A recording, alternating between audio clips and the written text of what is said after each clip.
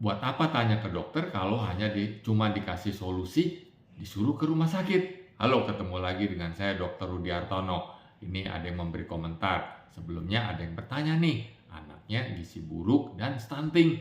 Saya hanya memberi jawaban singkat, ya ke rumah sakit terdekat aja. Nah, lalu dikasih komentar lagi nih sama Benus nih.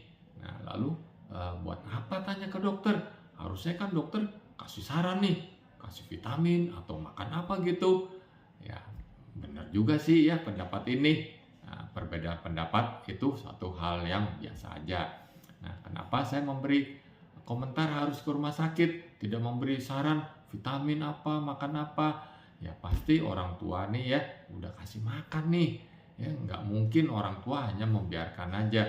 Pasti sudah berusaha mati-matian nih kasih makan, apalagi kalau lihat anaknya kecil.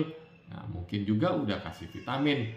Nah, tidak ada vitamin ya untuk supaya nafsu makan anak bagus. Nggak ada tuh.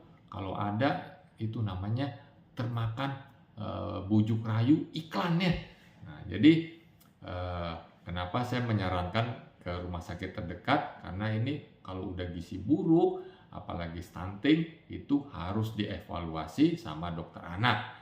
Nah, meskipun dia ke puskesmas nih, ya dari dokter puskesmas biasanya merujuk ke dokter anak di RSUD misalnya untuk dievaluasi bener nggak nih gizi buruk, stunting, penyebabnya apa, lalu dikasih solusinya agar mendapat penanganan yang lebih bagus lagi. Nah, jadi perbedaan pendapat sekali lagi ya, sah-sah saja.